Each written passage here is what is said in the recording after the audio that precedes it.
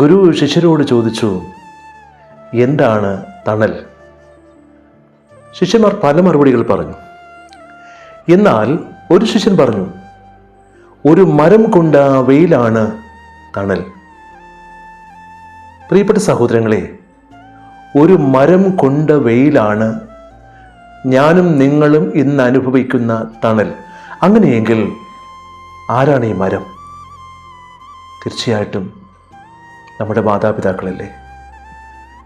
അവിടെ കഷ്ടപ്പാടും ദുരിതങ്ങളും കണ്ണുനീരും വേദനകളുമല്ലേ ഞാനും നിങ്ങളുമൊക്കെ അനുഭവിക്കുന്ന ഈ തണലെന്ന് പറയുക.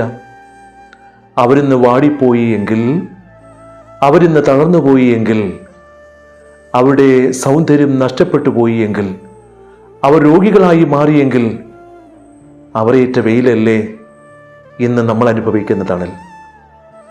വിഭവസമൃദ്ധമായ സത്യയ്ക്ക് പിന്നിൽ എരിഞ്ഞമരുന്ന വിറക് കൊള്ളിയുണ്ട്. ആ വിറക് കൊള്ളി എരിഞ്ഞമരുമ്പോഴാണ് വിഭവസമൃദ്ധമായ സദ്യ നമ്മുടെ മുമ്പിൽ വിളമ്പപ്പെടുന്നത്.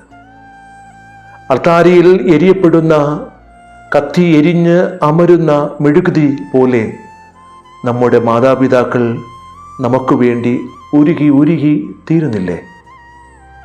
പ്രിയപ്പെട്ടവരെ, മറക്കരുത്, ഒരിക്കലും നമ്മളത് മറക്കരുത്.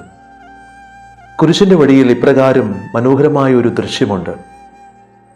5-ാം കുരിശിൻ്റെ സമീപത്ത് വെച്ച് ശിമയോൻ യേശുവിൻ്റെ കുരിശ് ചുമക്കുന്നതായിട്ട്. ശിമയോൻ യേശുവിൻ്റെ കുരിശ് ചുമന്നപ്പോൾ മക്കളായ അലക്സാണ്ടറും റൂപ്പസും യേശുവിൻ്റെ വചനം വഹിച്ചു. ലോകമെമ്പാടും പോയി യേശുവിൻ്റെ വചനം പകർന്നു കൊടുത്തു. എന്തുകൊണ്ടാണ് സംഭവിച്ചത്?